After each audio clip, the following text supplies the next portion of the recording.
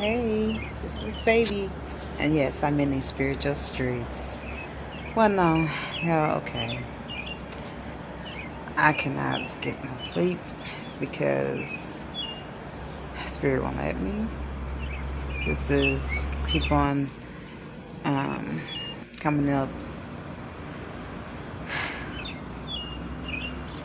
I don't know if some of you guys heard of this true story about a woman. Some people say it was a man, but the story I read, it was a woman who had a pet um, boa constrictor. You know, those big old snakes that people be taking pictures with. You know, they get really big. And you know, she lived out in the jungle. I think she was foreign, but anyway, so she had this pet snake, and you know, she wasn't afraid of her or anything. So the pet snake was sleep in the bed with her, and you know, she never worried about it trying to, you know, eat her, bite her, or anything like that. You know, so she was feeding the snake before, you know, and it would eat on its regular foods that it was eating. But then all of a sudden it stopped eating, and it was first week went by. She went to the doctor and she told the doctor that the snake won't eat, you know, and he said, well, no, he said, because he's trying to size you up. So, sad to say, the lady ignored the doctor. You know, the lady ignored the doctor. And they had a picture of this, you guys. I don't know if it's the next week or something, but before this happened, she was telling the doctor that he would straighten himself up. He would lie straight in the bed. And as I, so me, I have to know the reason why, you know. Well, with the snake, it has to be longer than its prey. Okay. This snake knew, this snake was like, okay, she liked me. Okay. And of course, it liked her. So the snake was sizing her up, right? Because so that's why I will get straight. And she thought that was weird because she never seen it do that. You know, no, how would you do? I mean, you're not a snake. You haven't studied snakes. I mean, you know, okay. And as soon as it grew long enough where it could swallow her up, that's what it did. And of course, you know how these snakes does. First it takes your breath away. It squeezes life out of you. It wraps itself around you. It crushes every bone, whatever it takes to take your breath away. And that feeling gives me cringes. And let me tell you, I know how that feels. I was 18. I was in Oklahoma. We had a family trip. We all went to Arbuckle Wilderness. And at Arbuckle Wilderness, it's a patent. It's where you could pet the animals, and you know, you could take pictures with the chimpanzee, and you also could take a picture with this snake. And me and my younger sister wanted to take, she wanted to take a picture of the snake. I really didn't care for it. But I was like, okay. So I went, and we went to take a picture with the snake. Y'all, this is probably why I could not go to sleep, because, ooh.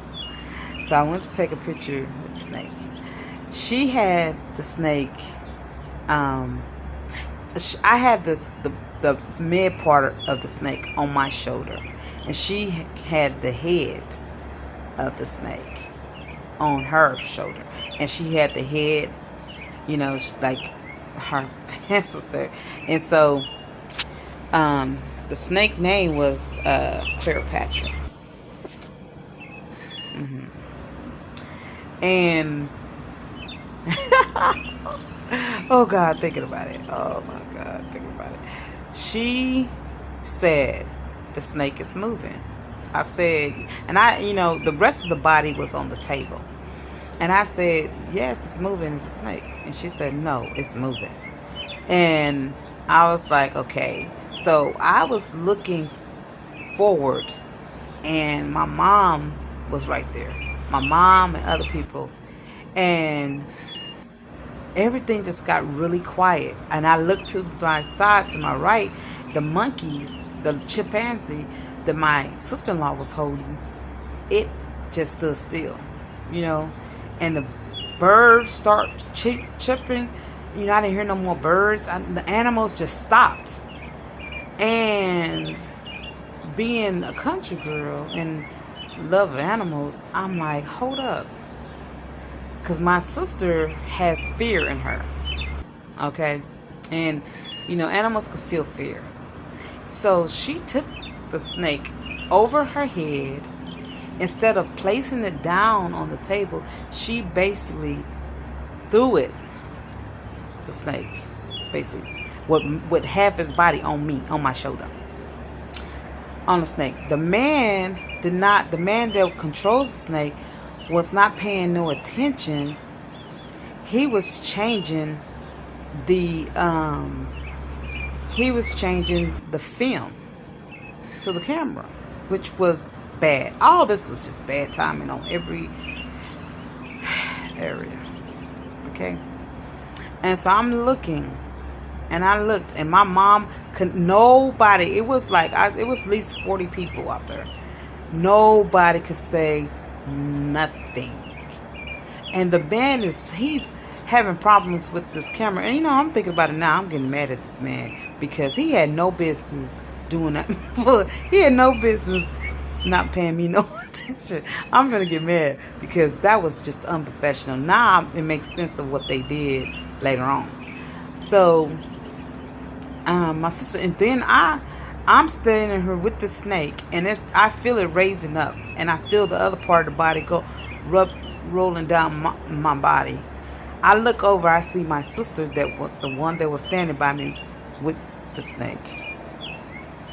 The man, by the time the man, I seen him still fumbling with his camera. The snake turned its head to my face, and I heard a voice say, look at it in the eye. So I look in the eye of the snake, and then it took its tongue and hit my nose. I then heard a voice.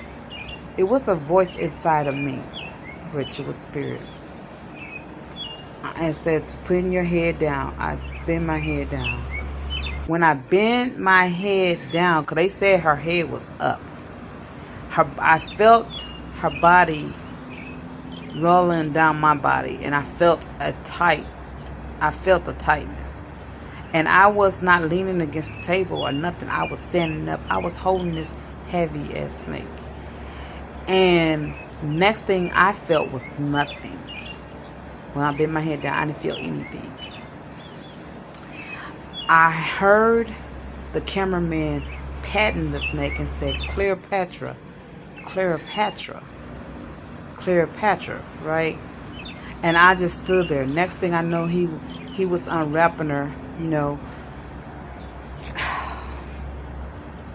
He was unwrapping her. And then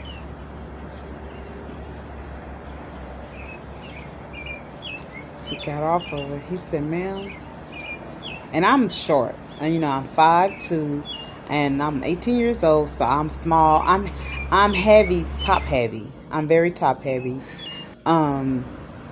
You know, I'm small bone, small frame. I was at that time I was 120 pounds. The snake weighed more than me.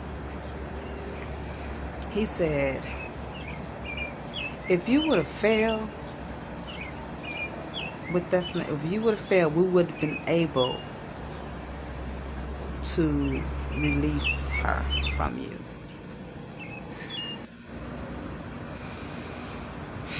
And I just looked at him.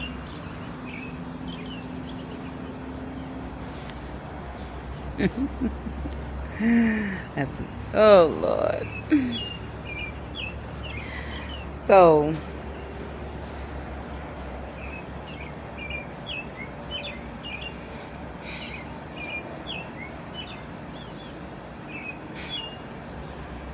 that's not the first time.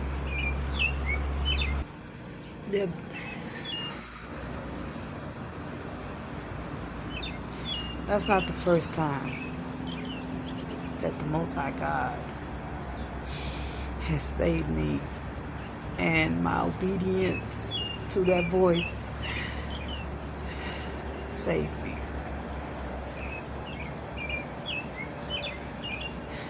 It was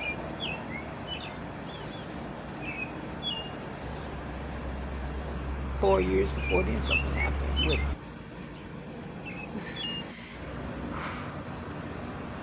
that snake.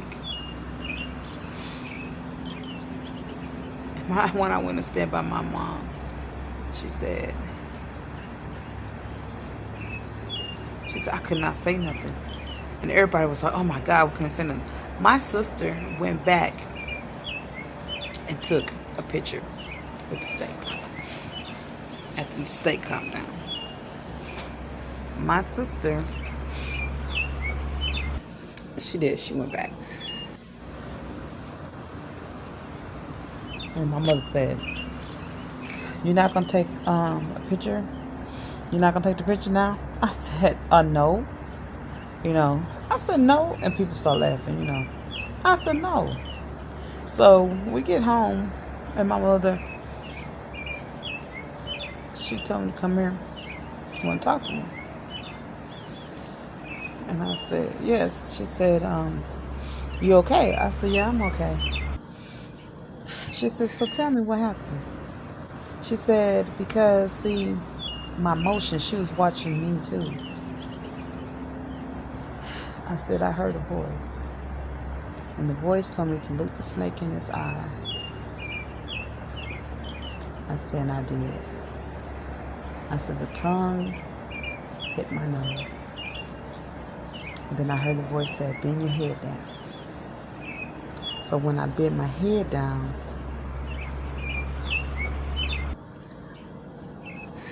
he couldn't tell if I was breathing or not. And that is the reason why the snake wasn't quick to want to squeeze me. Because that's how they do. They crush you, you know. They rub the body on. So it wasn't quick, because when it tried to see again, my head was down, so it was hitting my forehead to test to see if breath coming out my nose. And my mother said, how did you know to do it? I said, Mama, I heard a voice. I said, it was God. The Most High God did that. And she started crying. She started crying because she just knew, you know, she just knew that was it.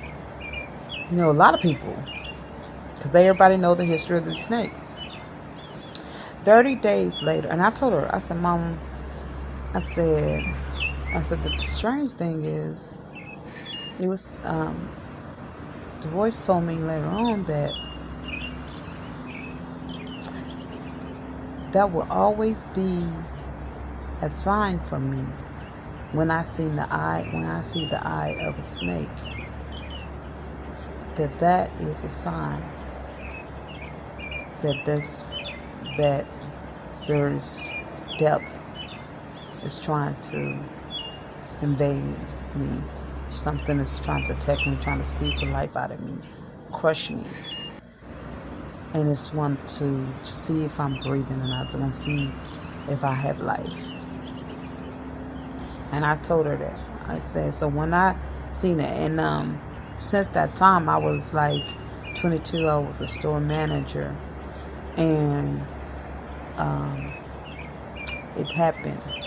It was like the snake's face's eyes went across my mind eye. I seen it, and it was a person that really didn't like me. It was a woman at that time. So anyway, 30 days later, our Broker Wilderness called my mom, and they told her. They said that Cleopatra died.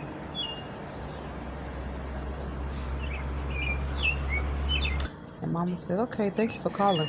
Well, the thing what it is, I know now, is that, I could have, we could have sued him, because the man was paying me no attention while he was trying to take this picture. And while I'm sitting here posing with my sister and treating the snake like it's a friend, like it, So the moral of these two stories is this: this snake that I was going to take a picture with was way bigger than me, way longer than me. It sized me up. He already knew, because it's his body. Most of his body was already wrapped on me. It was on my shoulder. And then it smoothed down. It was in position. So it didn't have to size me up. I was in the position. And I'm telling you this is because don't let your snakes, your enemies, size you up so they could crush you and anything that you do, so they could take the life out of you. Don't let your enemy get that close to you. And some of you are sleeping with your enemy, and you just don't want to let go, because you feel like you put so much into the relationship, because you feel like you bought this person so many kicks, so many clothes, so much perfume, whatever the material thing is, because you got 3 kids by them, because you've been with them since high school, and they're crushing you. They're sizing you up. Acknowledge this.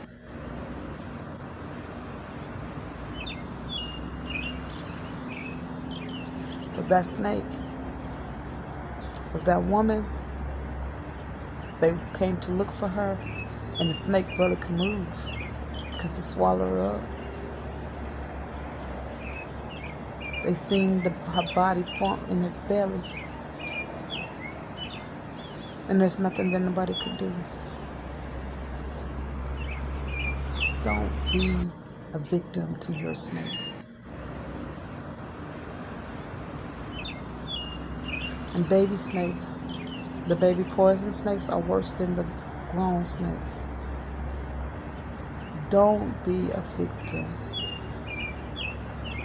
when your enemies is sizing you up. Don't even spend that much time with your enemies. That's even the ones that you're not sleeping with. When I know people don't like me, it's hi and bye. See you later. If we have conversation, I make sure I ain't talking about nothing. Don't touch me. Don't even look my way. Don't. Why you doing that? We ain't friends. You could be nice at a distance. Do not let your enemies size you up for the kill, to crush you, to squeeze the life out of you. Father, I pray that you are strong enough, my sisters, my brothers, to walk away out of that relationship. Because it's not worth it. It's not worth it. This is your baby. And I just had to, I couldn't go to sleep until I made this video.